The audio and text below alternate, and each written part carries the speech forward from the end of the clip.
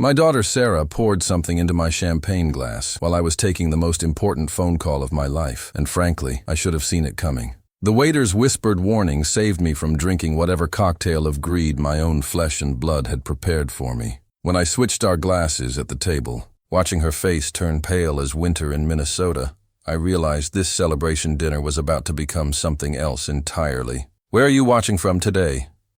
Drop your location in the comments below and hit that like and subscribe button. Let me backtrack and tell you how a man who built Morrison Construction from nothing into a $60 million empire ended up playing poison roulette with his own daughter. 3 hours earlier, I'd been standing in my lawyer's office, signing the final papers that would make me richer than I'd ever dreamed.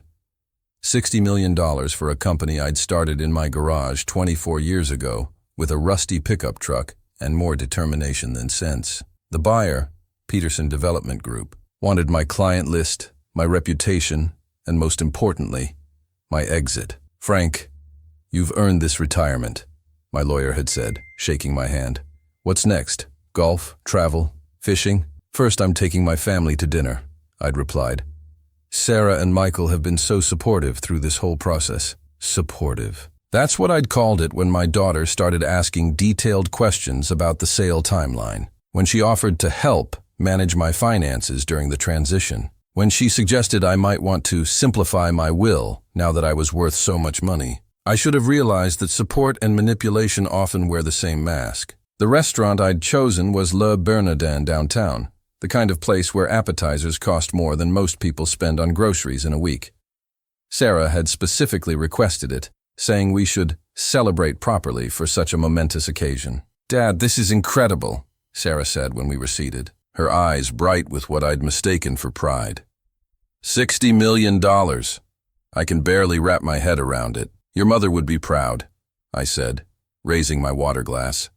My wife had died 3 years ago, and Sarah was all the family I had left. Or so I thought. Michael, my son-in-law, shifted uncomfortably in his seat. He'd been quiet during our pre-dinner cocktails, checking his phone every few minutes like he was waiting for important news. "Actually, Dad, we wanted to talk to you about something," Sarah continued. "Michael and I have been thinking about our future, about starting a family, maybe buying a bigger house." Here it comes, I thought. The ask. I'd been expecting this conversation for weeks. "We were wondering if you might consider investing in some opportunities with us," she continued.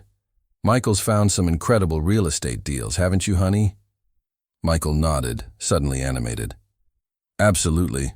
Properties that could triple your money in 18 months. With your business experience and our energy, we could build something amazing together." I smiled, thinking how proud I was that they wanted to include me in their plans. "We can definitely discuss some investments. There's plenty to go around." "Actually," Sarah said, her voice taking on a slight edge, "we were thinking more along the lines of a partnership. You know, pooling our resources for maximum efficiency." The waiter interrupted to take our dinner orders. As we spoke, I noticed him glance repeatedly at our table, but I assumed he recognized me from the local business section. After building Morrison Construction into one of the city's largest contractors, my photo had appeared in the paper more than a few times. My phone rang just as our appetizers arrived. Peterson Development's CEO, wanting to discuss some final contract details that couldn't wait until Monday. "I'm sorry, this will just take a minute," I told Sarah and Michael, stepping away from the table. The call stretched to 15 minutes. Contract negotiations, even completed ones, have a way of growing complicated. When I finally hung up and turned back toward our table, the young waiter intercepted me. "Sir," he said quietly, glancing around nervously, "I need to tell you something. While you were on your call, I saw your daughter pour something from a small bottle into your champagne glass." My blood went cold. "What kind of bottle?" "Small, like a medicine vial. She was very careful about it, looking around to make sure no one was watching. But I was refilling the bread basket at the table behind you." I stared at him, my mind racing. "Are you certain?" "Yes, sir. I've been waiting tables for 6 years, and I've never seen anything like it. I thought you should know." My hands were steady as I walked back to the table, but my mind was spinning through possibilities, none of them good. Sarah and Michael were deep in conversation. their voices low and urgent. They stopped talking the moment they saw me approaching. "Sorry about that," I said, settling back into my chair. "Business never sleeps, even on retirement day." "No problem, Dad," Sarah said, her smile not quite reaching her eyes.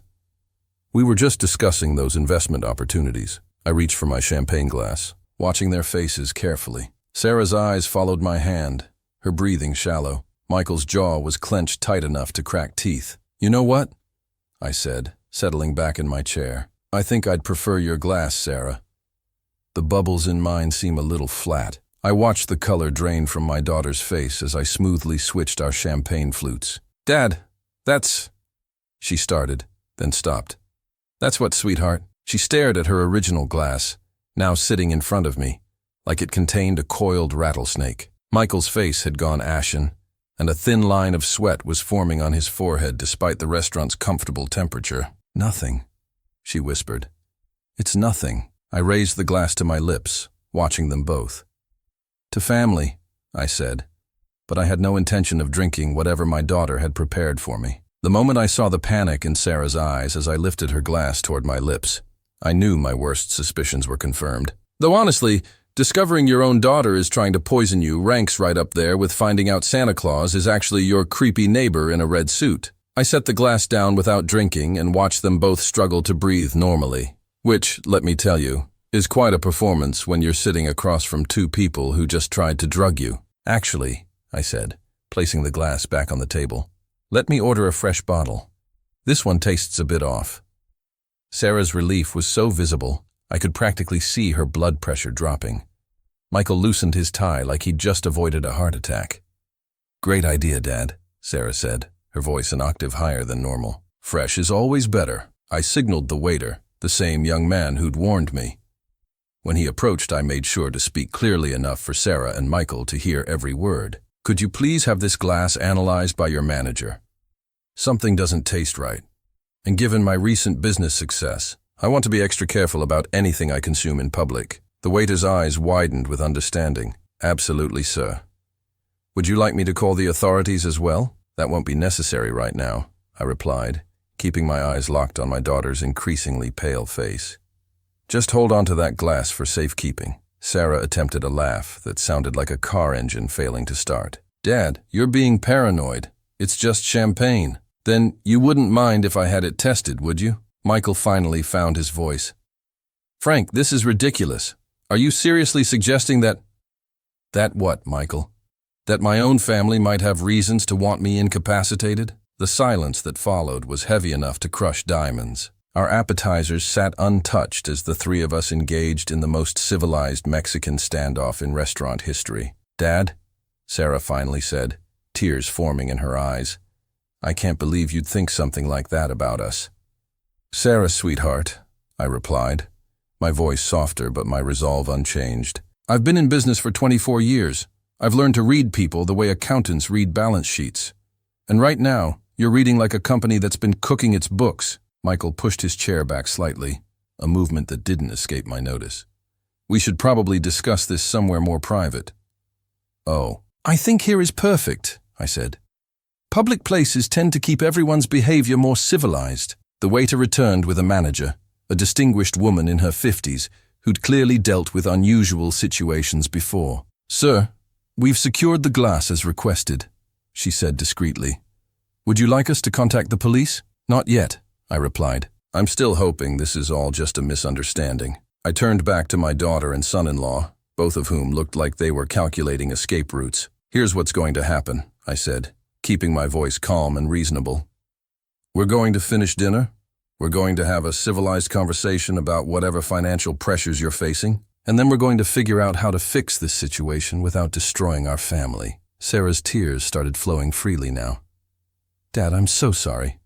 It wasn't supposed to happen like this." "So something was supposed to happen?"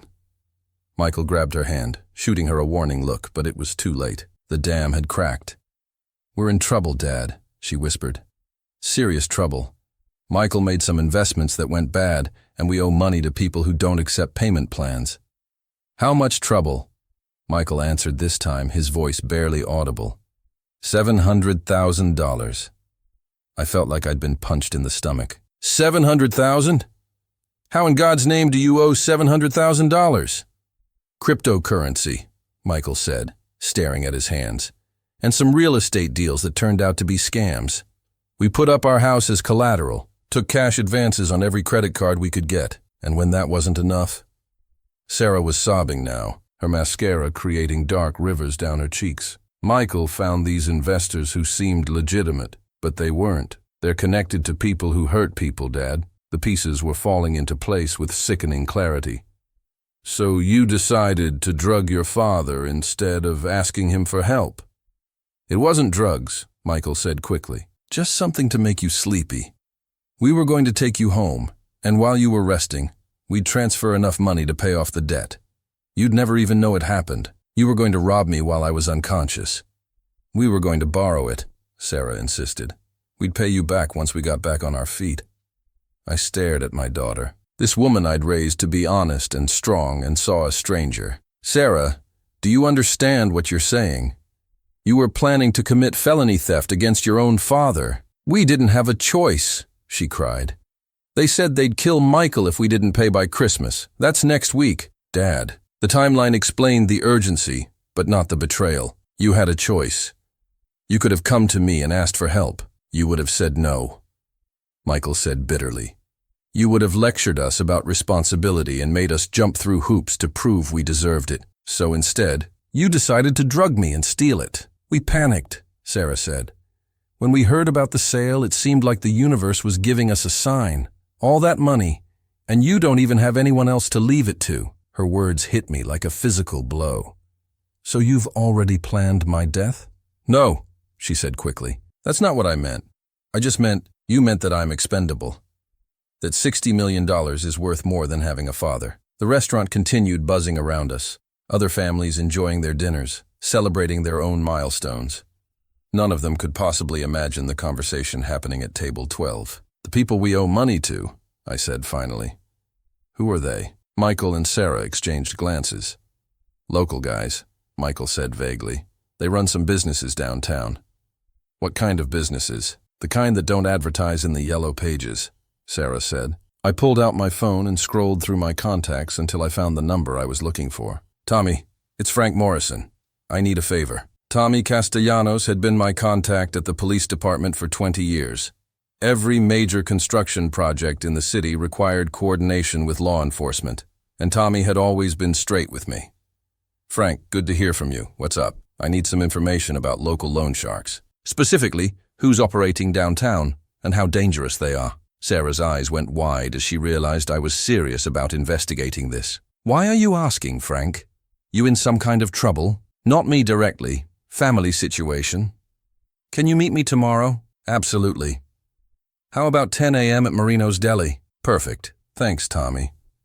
I hung up and looked at my daughter and son-in-law. Tomorrow morning, I'm going to find out exactly who you're dealing with. Then we're going to figure out how to fix this mess without anyone getting hurt. Dad, you can't get involved, Sarah said urgently.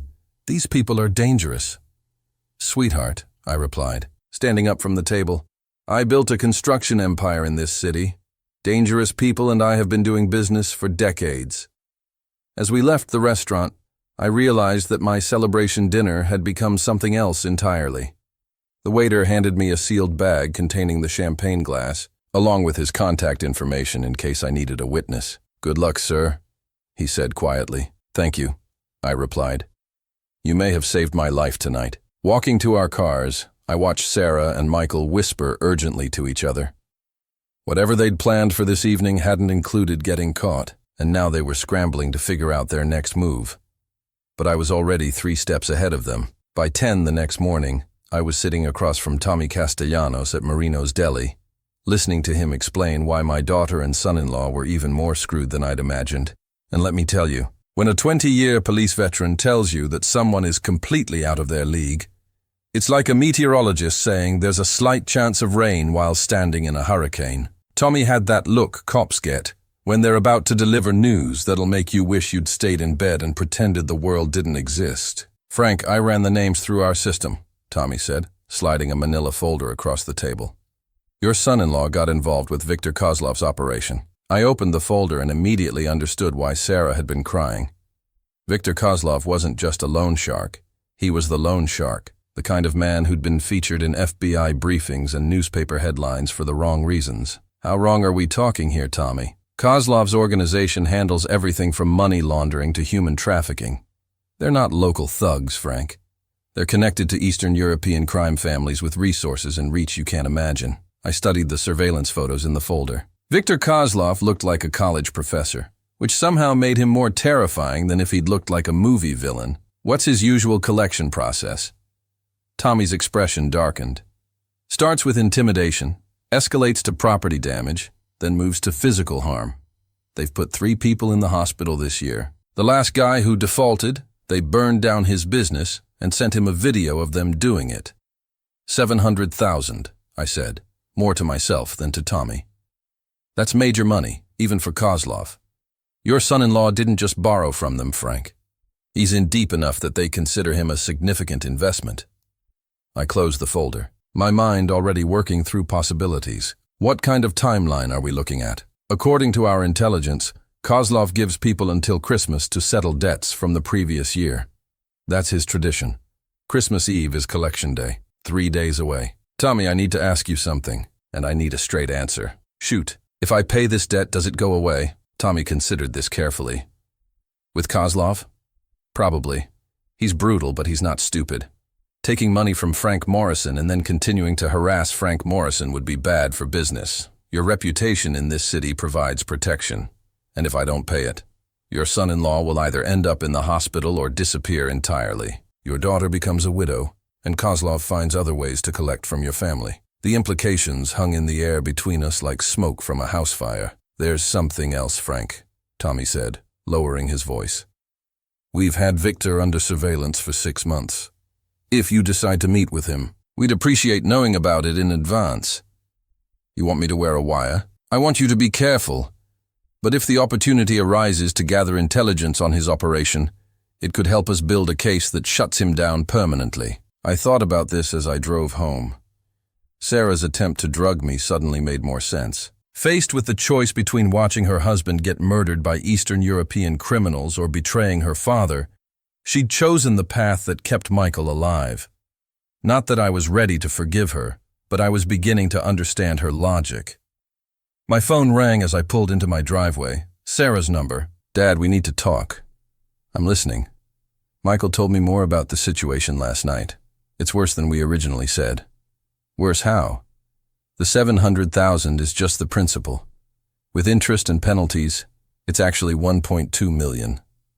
I sat in my truck, staring at my house, the house where I'd raised Sarah to be honest and responsible. Sarah, when exactly were you planning to tell me the truth? I'm telling you now. You're telling me now because you've run out of other options. There's a difference. Her voice was small when she replied.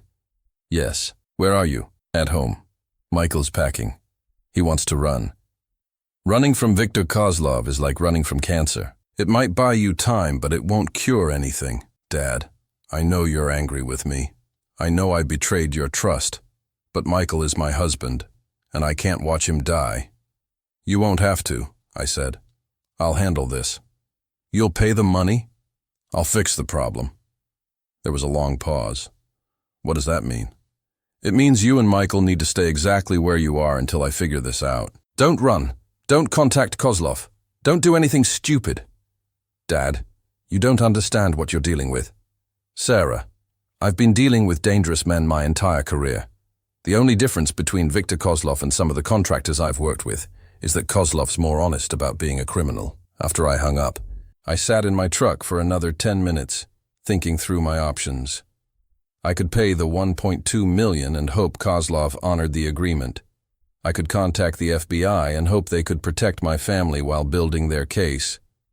Or I could handle this the way I'd handled every major challenge in my business career, by taking control of the situation and dictating the terms. I called my lawyer first. David, it's Frank. I need you to prepare some documents for me. What kind of documents? A promissory note for $1.2 million, with very specific terms and conditions. Frank, what are you getting into? Family business. Can you have it ready by this afternoon? I can, but I strongly recommend you tell me what this is about. Later, David. Right now I just need the paperwork. My next call was to my accountant. Jennifer, I need you to set up a wire transfer for tomorrow morning. $1.2 million to an account I'll give you later today.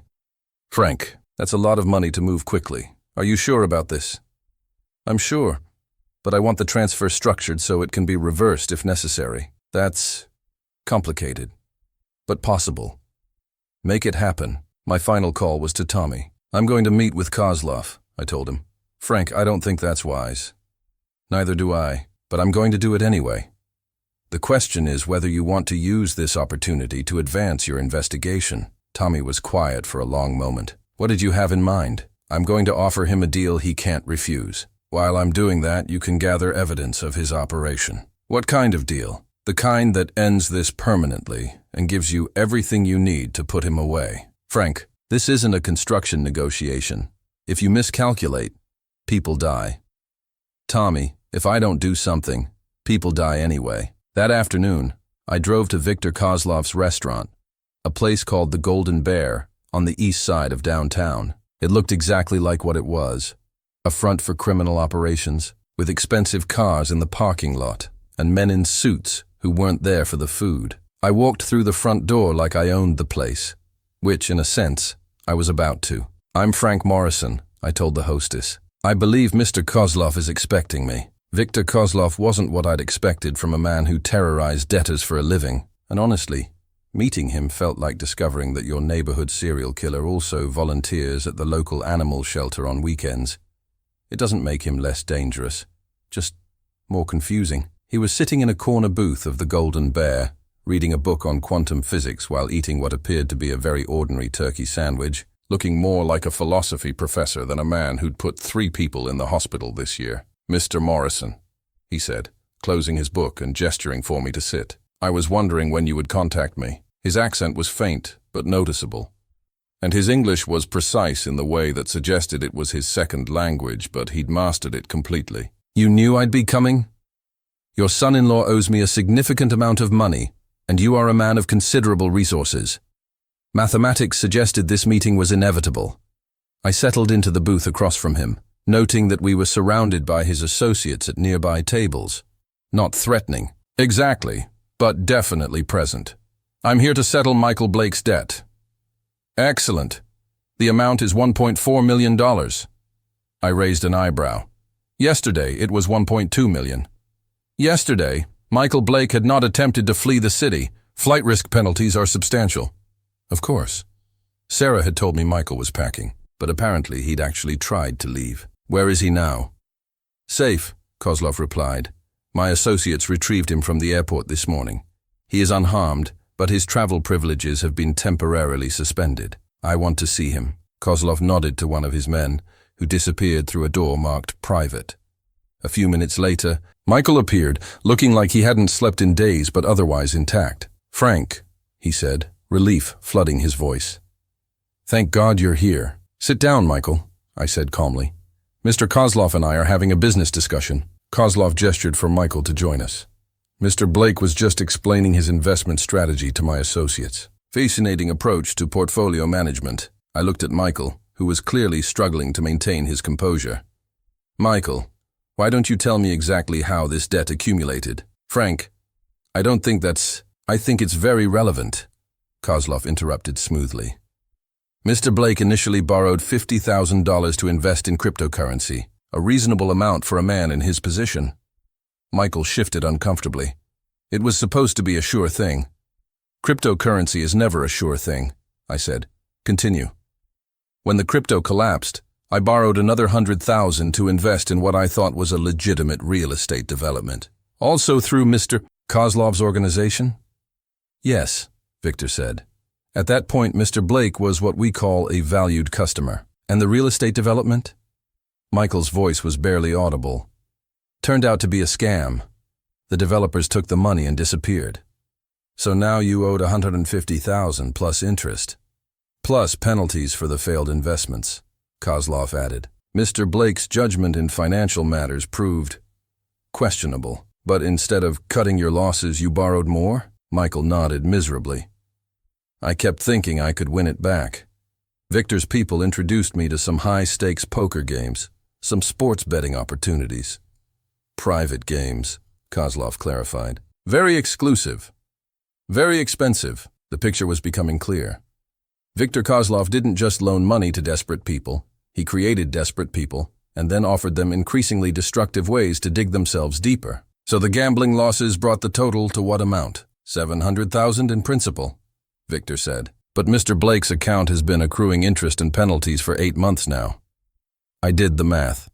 With the kind of interest rates loan sharks charge, plus penalties for missed payments and the flight risk fee, $1.4 million was actually conservative. Mr. Kozlov, I'd like to make you a counter-proposal.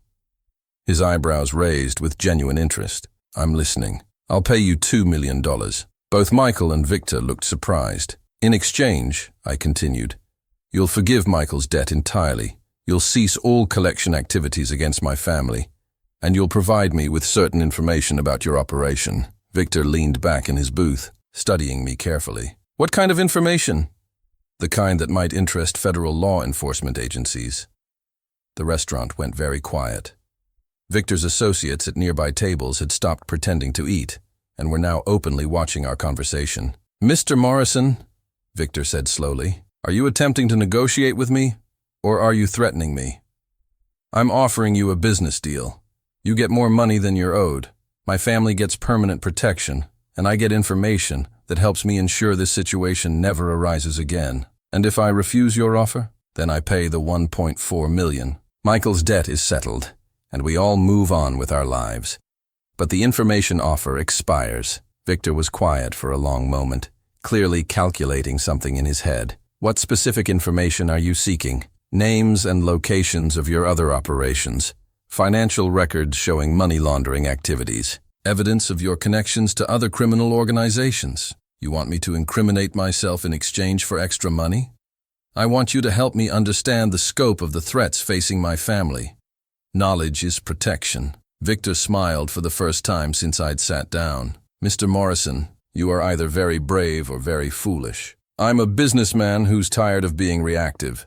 I prefer to be proactive. The information you're requesting would be valuable to law enforcement. It would be valuable to me for personal security purposes. Victor studied my face for another long moment, then nodded slowly. $2 million, paid tomorrow morning. In exchange, Michael Blake's debt disappears forever. Your family receives permanent protection from my organization, and you receive a comprehensive briefing on potential threats in this region. Agreed. But Mr. Morrison, Victor's voice became deadly serious. If this information ever reaches law enforcement, the consequences for your family will be severe and permanent. Understood. We shook hands across the table, a handshake that was either going to solve my family's problems or create much bigger ones. Michael, I said, standing up, you're coming with me. Actually, Victor said, Mr. Blake will remain here as collateral until the payment is received tomorrow. I looked at Michael, who was trying not to panic. He'll be treated well, Victor assured me, but insurance is important in transactions of this magnitude. Fine. But if anything happens to him before I deliver the money, our deal is void, and you'll have much bigger problems than a defaulted loan. Victor's smile returned. Mr. Morrison, I believe we understand each other perfectly. As I walked out of the Golden Bear, I realized I'd just committed to giving a criminal organization $2 million in exchange for information I planned to turn over to the FBI. Either this was the smartest thing I'd ever done, or I'd just signed my family's death warrant. I was sitting in FBI agent Linda Crawford's office at 9 a.m. the next morning, explaining why I was about to hand $2 million to one of the city's most wanted criminals. And let me tell you, there's no easy way to tell federal law enforcement that you're planning to commit what sounds suspiciously like accessory to money laundering in order to protect your family.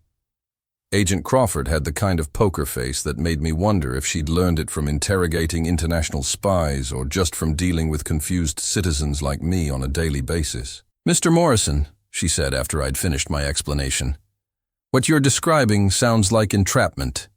Entrapment of who? I'm not law enforcement. No, but you're proposing to work with us while conducting this transaction. Tommy Castellanos, who'd arranged this meeting, leaned forward in his chair. Linda, Frank's family is in immediate danger. His son-in-law is currently being held as collateral by Kozlov's people. And paying ransom to criminals rarely ends the way people hope, Agent Crawford replied. More often, it establishes you as a continuing target. Which is why I want to end this permanently, I said. Viktor Kozlov made this offer, not me.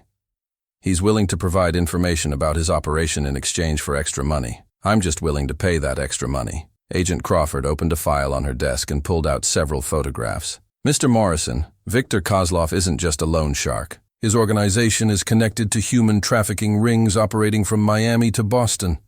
The information he's offering could help us dismantle networks that have destroyed hundreds of lives. The weight of what she was saying settled on me. This wasn't just about Sarah and Michael anymore. What do you need from me? We need you to wear a recording device during the meeting. We need you to ask specific questions about his other operations. And we need you to be prepared for the possibility that this could go very wrong. Define very wrong, Tommy answered. If Kozlov suspects you're working with us, he'll likely kill you, Michael, and probably Sarah as insurance against future problems. And if I don't work with you? He takes your money, releases Michael, and continues operating until we eventually build a case against him through other means. Your family stays safe, but dozens of other families remain in danger. I thought about my wife, about the values she'd tried to instill in Sarah, about the kind of man she'd married and expected me to remain after she was gone. What kind of questions do you want me to ask? Agent Crawford slid a piece of paper across the desk. These topics, in this order. Try to make the conversation seem natural. But we need specific information about his financial operations and his connections to other organizations. I studied the list. Some of these questions are going to sound suspicious. Viktor Kozlov is arrogant, Tommy said.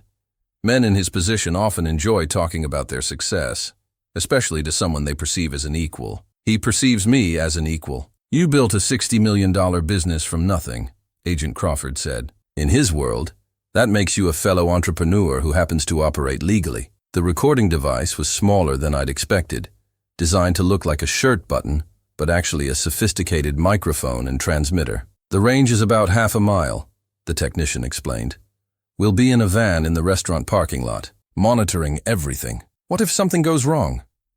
If you say the phrase, "I need to call my lawyer," we'll move in immediately, Agent Crawford said. But understand, once we intervene, there's no going back to peaceful resolution. And if I don't say that phrase, we wait until the meeting concludes and hope you walk out alive. Reassuring. I arrived at the Golden Bear exactly at noon, carrying a briefcase containing wire transfer confirmations for $2 million. The money was already in Victor's account, but the transfer could still be reversed if I entered the correct code within 6 hours. Victor was waiting in the same booth, but this time he wasn't reading. He was studying what appeared to be financial documents spread across the table. Mr. Morrison, punctual as promised. Please sit. The money has been transferred to the account you specified. Yes, I received confirmation 20 minutes ago. Very efficient. He gathered up the documents. As agreed, Michael Blake's debt no longer exists. And my family's protection? Permanent and comprehensive. No one in my organization will threaten or harm any member of your family for any reason. I appreciate that. Now about the information you promised. Victor signaled to one of his associates, who brought over a thick folder. This contains organizational charts, financial structures, and operational details for every business I control in this region. I opened the folder and immediately understood why the FBI wanted this information. Victor's operation was far more sophisticated than I'd imagined. You run legitimate businesses alongside the illegal ones? Mr. Morrison? The most successful criminal organizations are also successful business organizations. Profit margins, cost analysis, market expansion, the principles are identical. How do you launder money through legitimate businesses? Victor smiled. Construction companies are particularly useful for that purpose. Large cash transactions, complex subcontracting arrangements, plenty of opportunities for creative accounting. I felt my stomach drop. You've used construction companies. Several. In fact, one of my most profitable partnerships was with a local contractor who needed capital for a major project. Very mutually beneficial arrangement. What was the contractor's name? Victor paused, studying my expression. Morrison Construction. The room seemed to spin. You're lying. 3 years ago, your company borrowed $2.8 million from one of my subsidiary organizations to finance the Riverside Development Project. The loan was repaid in full, with interest, but the transaction provided excellent money laundering opportunities. I thought back to the Riverside Project, one of our largest contracts. David had arranged the financing through what he'd called private investors. That loan was legitimate. The money was real, the interest rate was competitive, and the contract was honored. But the source of the funds was diversified. You're saying I unknowingly laundered money for your organization? I'm saying you were an exemplary business partner who asked very few questions about where the capital originated. My mind was racing. If Victor was telling the truth, then Morrison Construction had been connected to his criminal enterprise for years. Why are you telling me this? Because now you understand that your family's safety depends on discretion. The information in this folder could destroy many people's lives, including your own. I realized I was trapped. If I turned this information over to the FBI, I'd be admitting to unwittingly participating in money laundering. If I didn't, Victor would continue operating with impunity. Mr. Morrison, you look troubled. Perhaps you're beginning to understand the complexity of the situation. I need to call my lawyer, I said automatically, then realized what I'd just triggered. Victor's expression changed instantly. That seems unnecessary for a simple business transaction. Through the restaurant's front windows, I could see the FBI van pulling into the parking lot. Victor followed my gaze and nodded grimly. I see. Well, Mr. Morrison, it appears our business relationship is about to become more complicated. The moment Victor Kozlov realized I'd been wearing a wire, his entire demeanor changed from genial businessman to something that reminded me of watching a house cat transform into a mountain lion. And honestly, finding yourself surrounded by armed criminals while federal agents are 30 seconds away from storming the building is like being caught in the middle of a tornado while standing on quicksand. Victor's associates had moved to strategic positions around the restaurant faster than I'd thought possible, and suddenly my clever plan to gather evidence felt like the kind of brilliant idea that gets people killed. Mr. Morrison, Victor said, his voice deadly calm. I must admit I'm disappointed. Our conversation suggested we had mutual respect for each other's business acumen. The respect was genuine, I replied, trying to keep my voice steady. The cooperation with law enforcement was necessary. Necessary for whom? Through the windows I could see FBI agents taking positions around the building. Agent Crawford's voice came through a tiny earpiece I'd forgotten I was wearing. Frank, we need you to keep him talking for 2 more minutes while we secure the perimeter. Victor was close enough to hear the transmission. He smiled grimly. 2 minutes seems optimistic. One of his associates approached the booth. Victor, the federal agents are positioning for entry. We have perhaps 90 seconds. Thank you, Dimitri. Victor turned back to me. Mr. Morrison, you've placed me in a difficult position. My normal response to betrayal is swift and permanent. This isn't betrayal. This is a businessman trying to protect his family from a dangerous situation by destroying my organization, by ending the threat to my family. Victor studied me for a moment, then made a decision that probably saved both our lives. Dimitri, have our people stand down. We're going to resolve this diplomatically. Victor, if we surrender, the federal charges will be substantial, Victor finished, but manageable. If we resist, they'll be fatal. He looked back at me. Mr. Morrison, I'm going to make you an offer.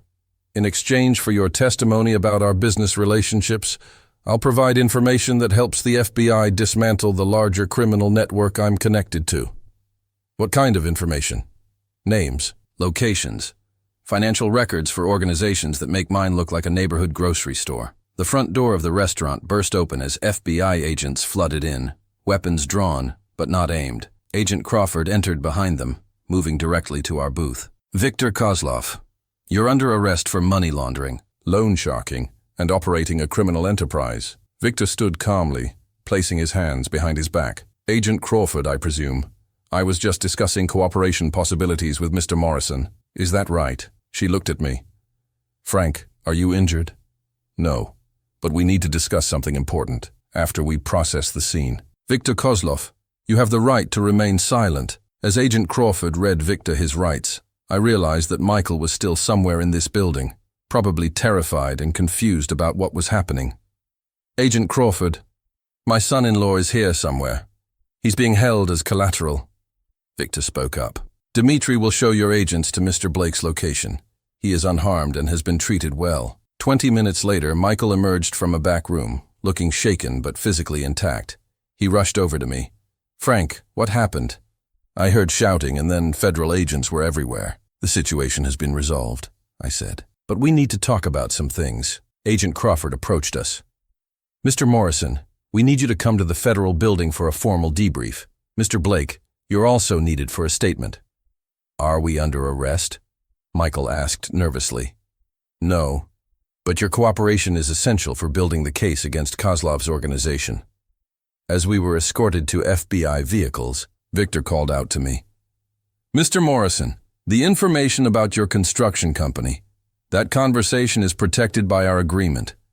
I honor my business commitments, even under these circumstances." I wasn't sure if that was a threat or a promise. At the federal building, Agent Crawford led me into an interview room, while Michael was taken somewhere else for his statement. "Frank, that recording device captured some interesting information about Morrison Construction being used for money laundering.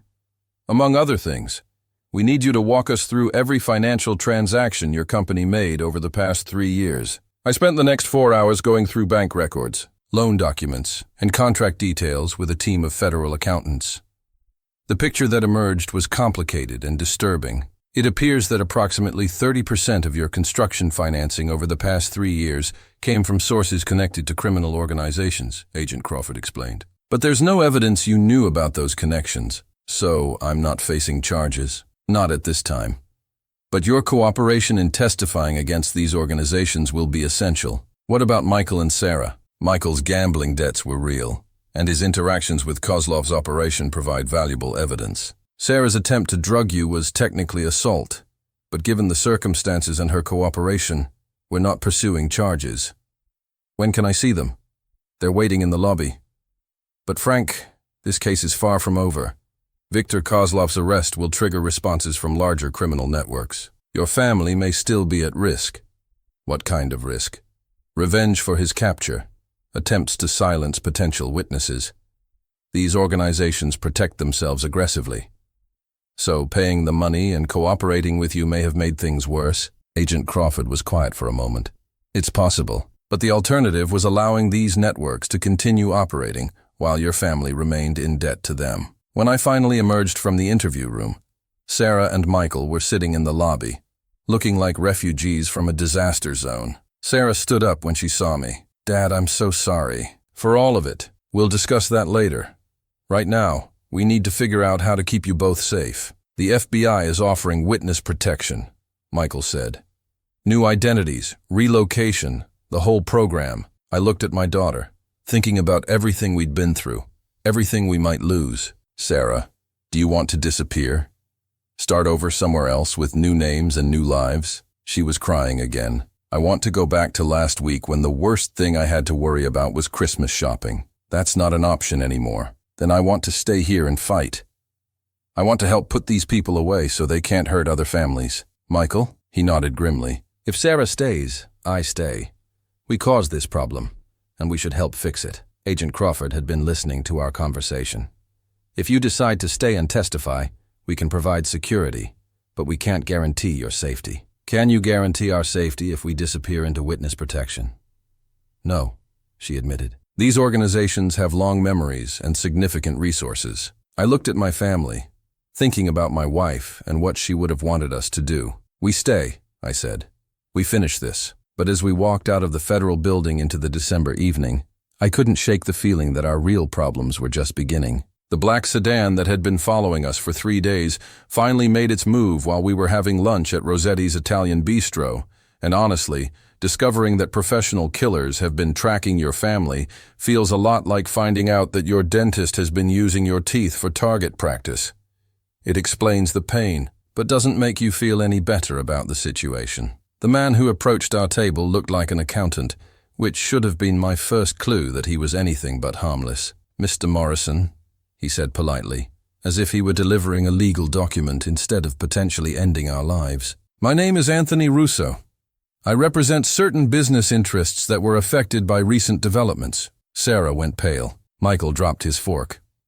I kept eating my lasagna because 24 years in construction had taught me that showing fear to dangerous people only makes them more dangerous. What kind of business interests, Mr. Russo? The kind that valued Viktor Kozlov's discretion and are concerned about the information he might share with federal authorities. He pulled out a chair and sat down without being invited, which told me everything I needed to know about how this conversation was going to proceed. We understand that you and your family have been cooperating with the FBI investigation. Public information, I replied. We're law-abiding citizens helping with a criminal case. Of course. But my employers are concerned that Mr. Kozlov might discuss business relationships that extend beyond his immediate organization. Such as? Russo smiled. The kind of expression that made you want to check that your life insurance was current. Mr. Morrison, your construction company received funding from several sources over the years. Some of those sources prefer to remain anonymous. Are you threatening my family, Mr. Russo? I'm offering your family an opportunity. He placed a business card on the table. It was completely blank, except for a phone number. My employers are prepared to offer you $5 million in exchange for your family's relocation to a location of your choosing. New identities, complete financial support, permanent protection, and, in exchange, you cease all cooperation with federal authorities. You decline to testify in any proceedings against Mr. Kozlov or related organizations.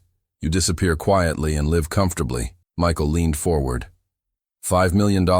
Plus ongoing monthly support for the rest of your lives. I studied Russo's face, looking for tells the way I'd learned to read contractors who were trying to lowball their bids. And if we decline your offer?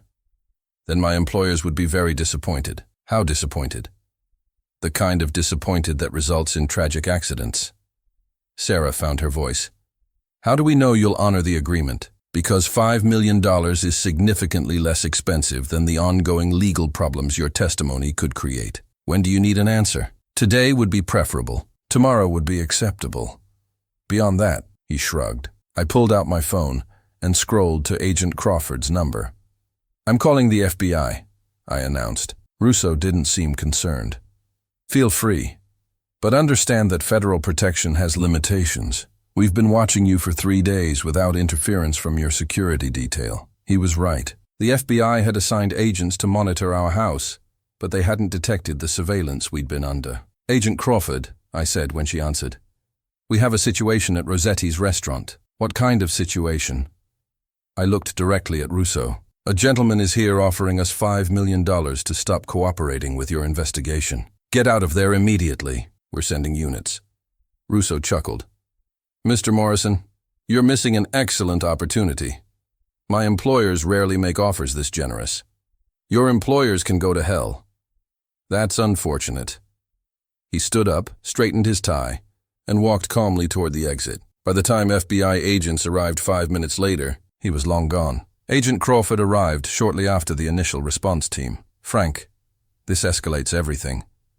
If they're offering that kind of money, it means Viktor Kozlov has information that could destroy a very large criminal organization. What kind of organization? The kind that controls billions of dollars in illegal revenue and has resources that make Viktor look like a small-time operator. We were escorted back to the federal building, where Agent Crawford explained the situation we'd stumbled into. Viktor Kozlov's operation was actually a subsidiary of the Torino crime family, based in New Jersey but with operations throughout the East Coast. They controlled drug trafficking, human trafficking, illegal gambling, and money laundering on a massive scale. And Morrison Construction was used to launder approximately $40 million over 3 years. Your company was one of dozens of legitimate businesses they infiltrated. I felt sick. So I've been unknowingly working for the mafia. Unknowingly, yes.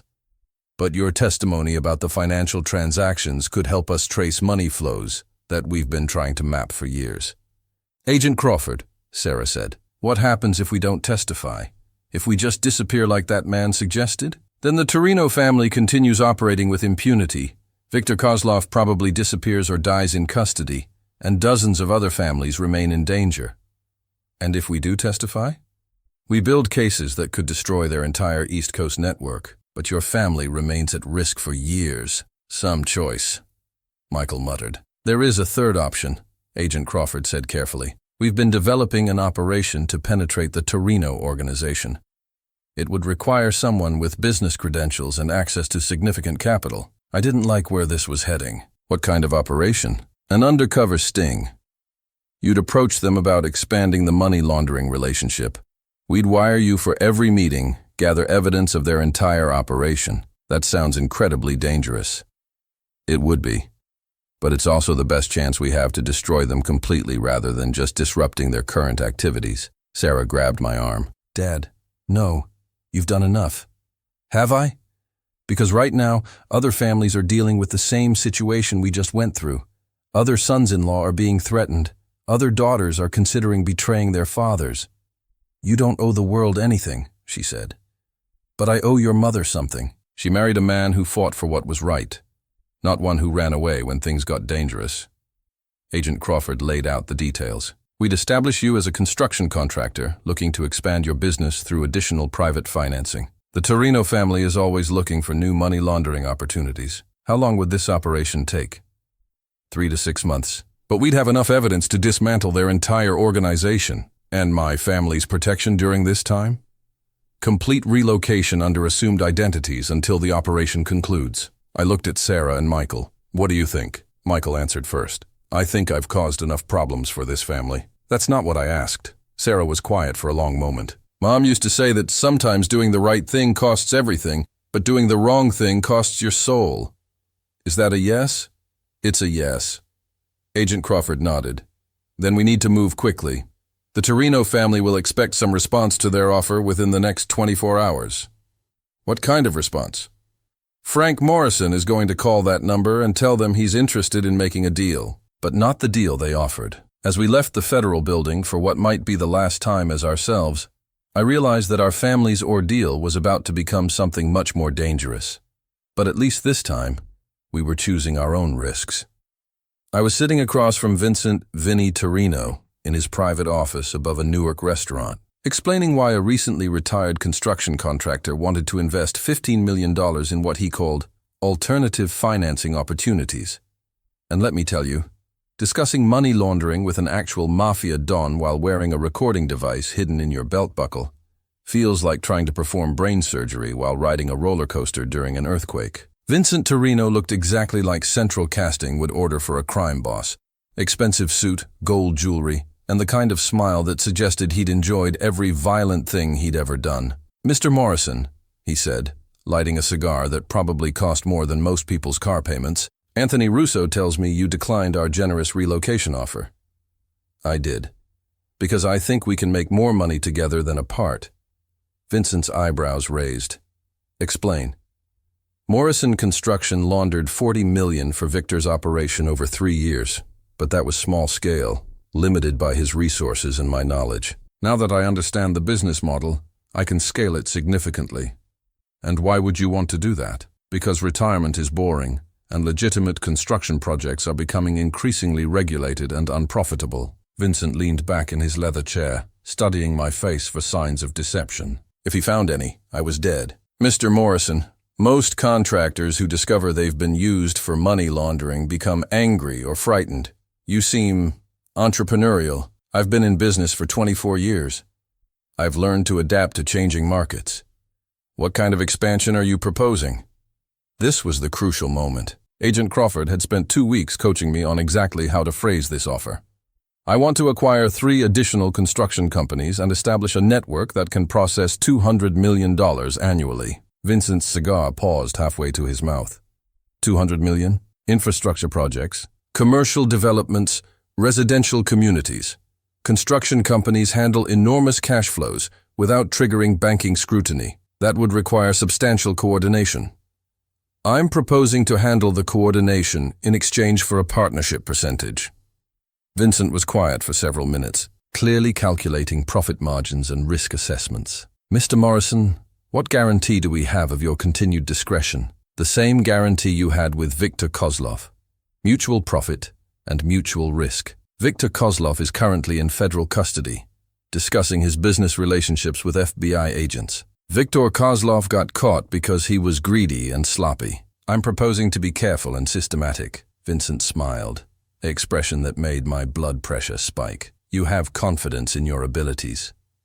I have confidence in properly planned business operations. And your family, they support this new venture?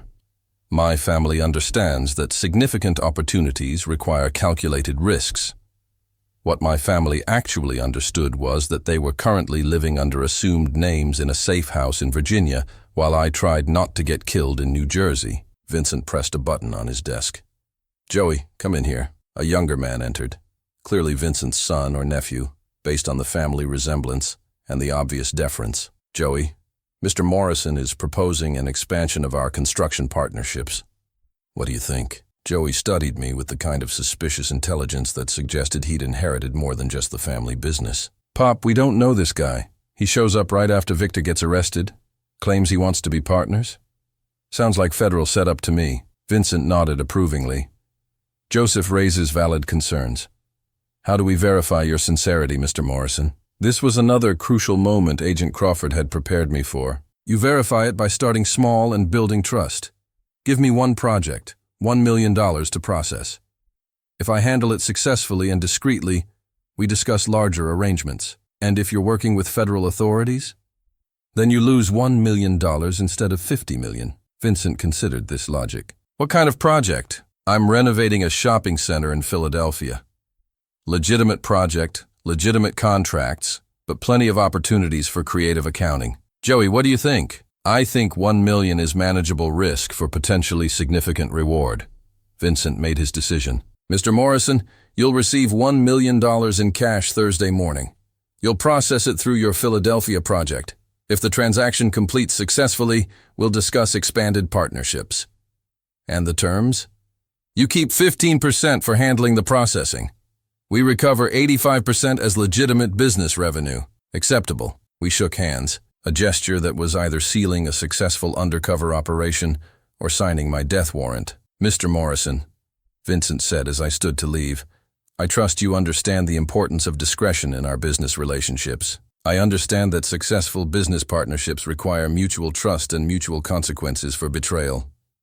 Excellent. Joey will contact you with delivery details. As I walked out of the restaurant, I realized that FBI surveillance teams had recorded Vincent Torino explicitly agreeing to a money laundering operation. But I also realized that I was now committed to actually laundering $1 million in illegal money. Agent Crawford met me at a diner in Trenton, where I transferred the recorded conversation through an encrypted connection. Frank, that was perfect. Vincent Torino just confessed to money laundering on federal recording equipment. What about the $1 million I'm supposed to launder? We'll provide marked bills that we can trace throughout their organization. When you process the transaction, we'll have evidence of the entire money flow, and when they discover the bills are marked, they won't. Federal Reserve markings are invisible unless you're specifically looking for them with specialized equipment. Agent Crawford, how many ways can this operation go wrong? More than I want to count. But Frank, Vincent Torino just agreed to use your construction company for ongoing money laundering. That recording alone will put him away for 20 years. What about his son Joey? He seemed suspicious. Joey Torino is actually more dangerous than his father.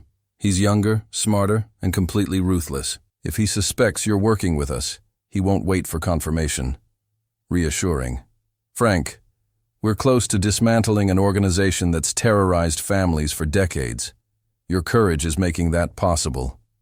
My stupidity, you mean? Sometimes they're the same thing. Thursday morning, Joey Torino arrived at my construction site driving a BMW that probably cost more than most people's houses. He handed me a duffel bag containing exactly $1 million in cash. Mr. Morrison, my father is very interested in the results of this transaction. He'll have them by Friday afternoon, and if there are any problems, there won't be. Joey smiled, the kind of expression that suggested he'd inherited the family talent for violence. Mr. Morrison, my father likes you, but I don't trust contractors who switch sides too easily. I haven't switched sides. I've found a more profitable side. We'll see. As Joey drove away, I realized that successfully completing this transaction would make me a more valuable target for both the Torino family and their competitors, but failing to complete it would make me a dead man. The $1 million I was supposed to launder for Vincent Torino turned out to be counterfeit. And discovering that the mafia had just handed me a duffel bag full of fake money felt exactly like finding out your parachute is actually a backpack full of newspapers. Technically, it looks right from a distance, but it's not going to help you when you really need it to work. I was standing in my construction site office with Agent Crawford, staring at bills that looked perfect but felt wrong, while Joey Torino's BMW was probably already halfway back to Newark with him thinking he'd just pulled off the scam of the century. "Frank, this changes everything," Agent Crawford said, examining one of the bills under a magnifying glass. "The Torino family just committed multiple federal felonies by passing counterfeit currency. They also set me up to fail.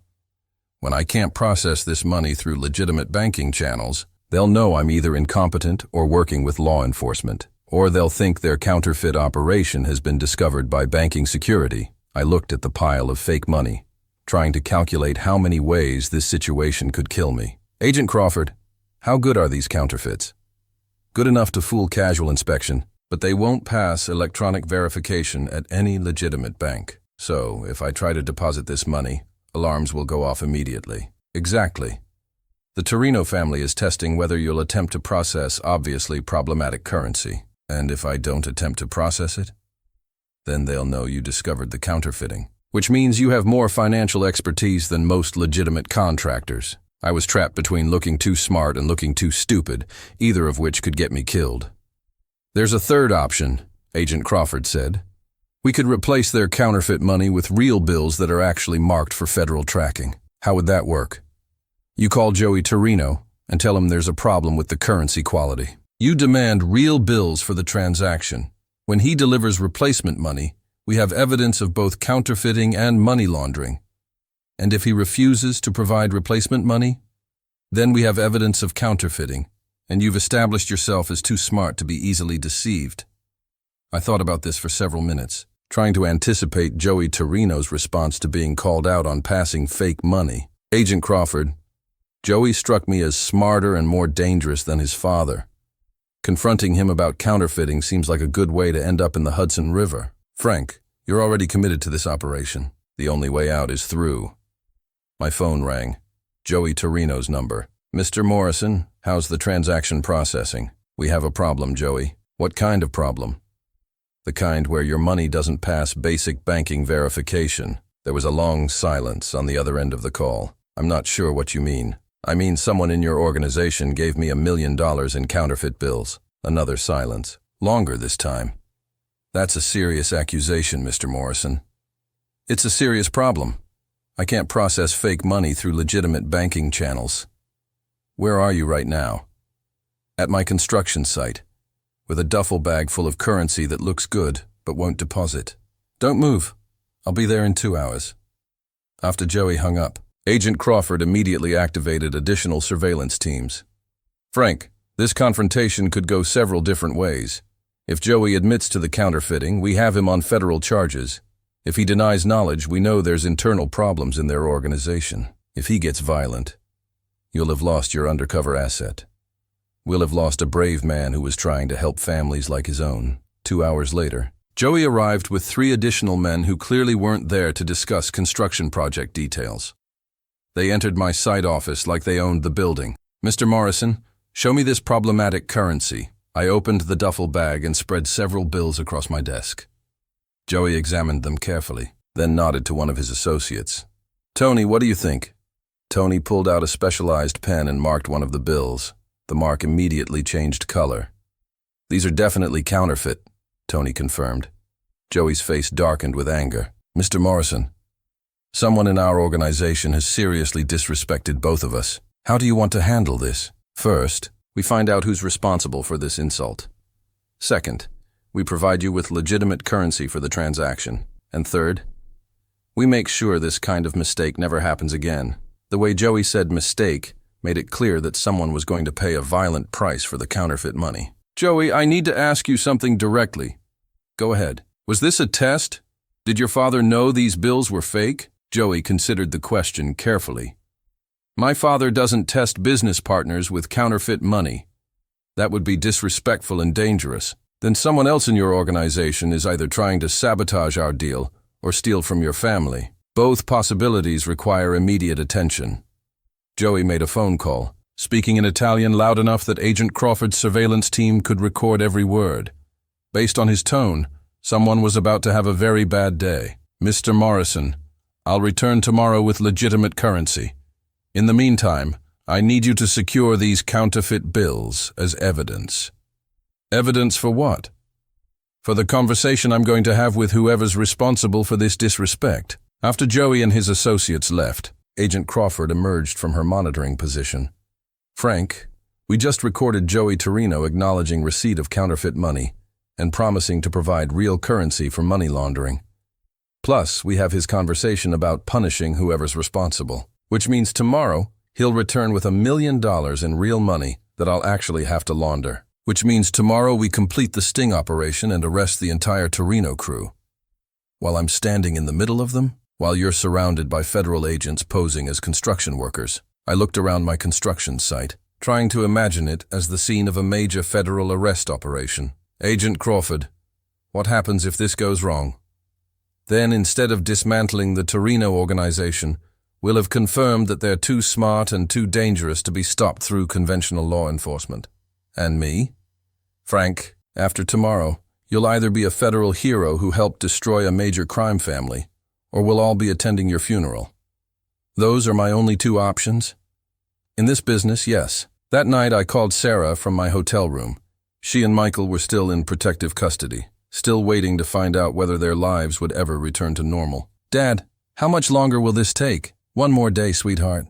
Tomorrow we finish this. Are you going to be okay? I thought about Joey Torino's cold intelligence, Vincent Torino's casual violence, and the $1 million in real money that would be arriving in 12 hours. I'm going to do everything possible to come home to you. That's not the same as saying you'll be okay. No, Sarah. It's not. Vincent Torino was waiting in my construction site trailer at dawn with Joey and 4 associates who looked like they could bench press small cars, and frankly, discovering that the head of a major crime family had decided to personally oversee a money laundering operation felt like finding out your neighborhood dentist moonlights as a brain surgeon. Technically impressive, but it probably means someone's about to have a really bad day. Vincent was examining the counterfeit bills with the kind of focused attention that suggested whoever had provided them was already having serious regrets about their life choices. Mr. Morrison, Vincent said without looking up, someone in my organization has insulted both of us. Have you identified who? We have. The responsible party will not be a problem in the future. The way Vincent said, will not be, made it clear that somewhere in Newark, someone had experienced a permanently career-ending conversation. I appreciate you resolving the situation. Vincent finally looked up from the fake money. Mr. Morrison, this incident concerns me. Either someone in my organization is stupid enough to pass counterfeit money to a business partner, or someone is actively trying to sabotage our relationship. Which do you think it is? I think stupidity is more common than sabotage, but sabotage is more dangerous. Joey placed a new duffel bag on my desk. This contains $1 million in legitimate currency, verified through our banking contacts. As I opened the bag and began examining the bills, I could hear Agent Crawford's voice through my hidden earpiece. Frank, federal teams are in position. The moment Vincent confirms the money laundering arrangement, we move. Vincent, I said, I want to make sure we understand each other completely. This $1 million represents illegal profits that you need converted into legitimate business revenue through my construction company. That's correct. And in exchange for processing this transaction, I retain 15%, while you receive 85% as clean money that can be deposited in legitimate banking institutions. Also correct. And this represents the beginning of a long-term partnership for larger money laundering operations. Vincent smiled. Mr. Morrison, you're very careful about establishing explicit understanding. I'm careful about avoiding misunderstandings that could be dangerous for both of us. Excellent approach. Yes, this transaction represents the beginning of an ongoing business relationship focused on financial processing services. Agent Crawford's voice in my earpiece. That's enough. We have explicit confession to money laundering conspiracy. Vincent stood up, extending his hand for a handshake to seal our criminal partnership. The moment our hands touched, my construction site exploded with federal agents. FBI, nobody move. Vincent Torino, you're under arrest. Vincent's reaction was immediate and terrifying. Instead of surprise or panic, his face went completely cold. Mr. Morrison, you've made a serious mistake. Vincent Torino, Agent Crawford announced as she entered the trailer with 6 armed agents. You're under arrest for money laundering, conspiracy to commit money laundering, and operating a criminal enterprise. Vincent kept his eyes locked on mine as Agent Crawford read him his rights. Mr. Morrison, my organization has very long memories. Your organization is about to have very serious legal problems, I replied. Joey was being handcuffed by 2 agents, but he managed to speak loud enough for everyone to hear. Mr. Morrison, you should know that we're not the only family you've been doing business with. Agent Crawford looked at me sharply. What does that mean? Joey smiled. Ask Mr. Morrison about his financing for the Harbor Point project. My blood went cold. Harbor Point was a major development I'd completed 2 years ago, one of Morrison Construction's most profitable contracts. Joey, what are you talking about? The $12 million in financing that came through Westside Capital Management. Did you think Westside was just another private investment firm? Agent Crawford was already on her phone, probably ordering investigations into Westside Capital and the Harbor Point financing. Vincent, I said. What is Joey talking about? Vincent was being led toward a federal vehicle, but he paused to answer. Mr. Morrison, did you really think the Torino family was the only organization using construction companies for financial services? The implications hit me like a physical blow. If Westside Capital was connected to other criminal organizations, then Morrison Construction had been unknowingly laundering money for multiple crime families. Agent Crawford, I said, we need to discuss Harbor Point. We need to discuss a lot of things, but first, we need to get you somewhere safe. As the federal agents led Vincent and Joey away, I realized that instead of ending my family's problems, this arrest had probably just revealed how much deeper those problems actually went. Agent Crawford approached me as the site was being secured. Frank, Harbor Point project financing came from Westside Capital Management, which our financial crimes unit has been investigating for connections to Chicago-based organized crime. Chicago? How many crime families has my company been working with? That's what we're going to find out. But Frank, if you've been unknowingly processing money for multiple organizations, then your cooperation with us has just made you a target for every major crime family on the East Coast. Meaning witness protection isn't optional anymore. Your family will need to disappear completely. I thought about Sarah and Michael, still in protective custody, still hoping their lives could return to some version of normal. Agent Crawford, when I first agreed to cooperate with you, I thought we were dealing with one loan shark threatening my family. Now you're telling me I've been unknowingly working for half the mafia on the East Coast? Frank, Morrison Construction's financial records suggest connections to at least 4 different criminal organizations operating from Miami to Boston. How is that possible? Because you're very good at what you do. Your company handled large cash transactions efficiently and discreetly. In the criminal world, that makes you incredibly valuable. And incredibly dangerous to keep alive. Yes, I looked around my construction site, thinking about the 24 years I'd spent building Morrison Construction, the dreams I'd had about retirement, the legacy I'd hoped to leave for Sarah. Agent Crawford, what happens now? Now you and your family get new identities and start over somewhere safe. The federal government will provide support, but Morrison Construction and Frank Morrison officially cease to exist, and the criminal organizations I've been unknowingly working with. We use the evidence from today's arrest and your financial records to build cases against all of them. This operation could dismantle organized crime networks that have operated for decades, at the cost of my family's entire life, at the cost of your old life. But Frank, you and Sarah and Michael will be alive to build a new one. 6 months later, I was sitting on a porch in a small town in Oregon, reading a newspaper story about the conviction of Vincent Torino and 14 associates for money laundering and racketeering. The article mentioned that their conviction was based on evidence provided by a confidential informant whose identity remained sealed by federal court order. Sarah, now going by the name Jennifer, brought me a cup of coffee and sat down beside me. Dad, do you ever regret it? Regret helping put them away? No. regret, not just paying the money and walking away. I thought about that question for a long moment, watching the sunrise over mountains that looked nothing like the city skyline I'd known my entire life. Sarah, your mother used to say that the price of doing nothing is often higher than the price of doing something. Do you think she'd be proud of us? I think she'd be proud that we chose to fight rather than hide, even though it cost us everything. I looked at my daughter, who was learning to live under a new name in a new place, rebuilding her life one day at a time. Sweetheart, we didn't lose everything. We lost our old life to save our souls. Michael emerged from the house, carrying our grandson, Sarah's baby, born 3 months earlier in a hospital where none of the staff knew our real names. Jennifer, breakfast is ready, he said, still adjusting to calling his wife by her new identity. As we walked inside, I realized that even though Frank Morrison and Morrison Construction had officially ceased to exist, the man who'd built that company and raised that daughter was still here, still fighting, still protecting his family. The difference was that now we were all fighting together.